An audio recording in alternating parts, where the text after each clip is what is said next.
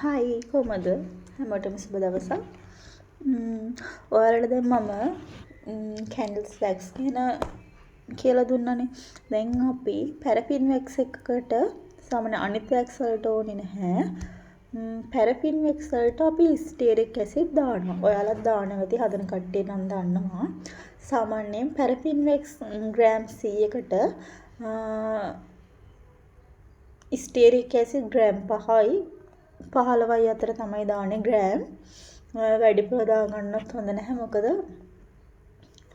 වැඩිපුර දාගත්තොත් කැන්ඩල් එක ගොඩක් හයිය වෙන්න පුළුවන්. හයිය වුණොත් සාමාන්‍යයෙන් මේ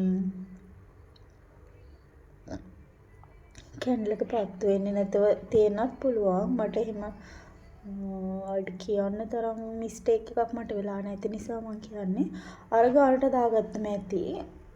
මේ ඊට පස්සේ කැන්ඩල් එක හයිය වෙන්නනේ ශක්තිමත් භාවය වෙන්න තමයි ස්ටීරික් ඇසිඩ් දාන්නේ. ඊට පස්සේ ස්ටීරික් ඇසිඩ් දාපුවම පත් වෙලා බර්න් වෙලා තියෙන ප්‍රමාණය වැඩි. කියන්නේ ගොඩක් වෙලා මේ කැන්ඩල් එක පත් වෙලා තියෙනවා. එතකොට සුවඳ පාට හොඳින් තියාගන්න උදව් කරනවා. මෙහෙම කැන්ඩල් මෝල්ඩ් එකකින් ගලව ගන්නත් ලේසියි.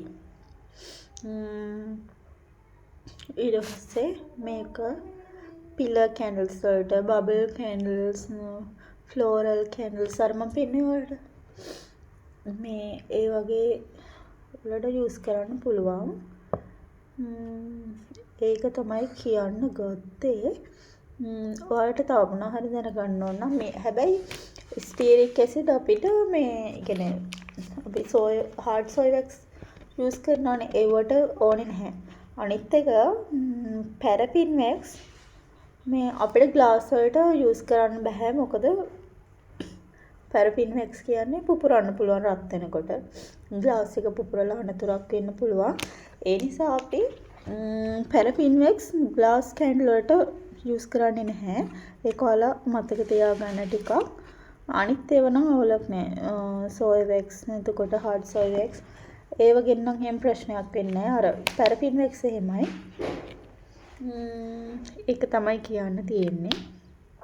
ගොඩක් අපි ඔය ඩෙකරේෂන් වලට හදනකොට නම් අපිට අනිත් ඔය හાર્ඩ් සෝයි වැක්ස් වලට එහෙම දාන අපි පැරෆින් වැක්ස් ටිකක් මේ එතකොට අර කැඩෙන්නේ කරන්නේ නැහැනේ ගොඩාක් උසට හදනවා නම්.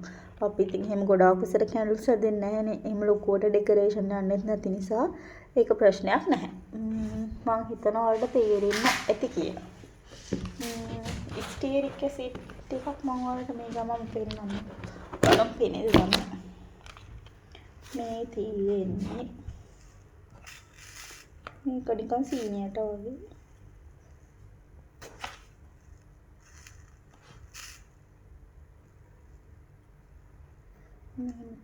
චූටි බෝල තියෙන්නේ.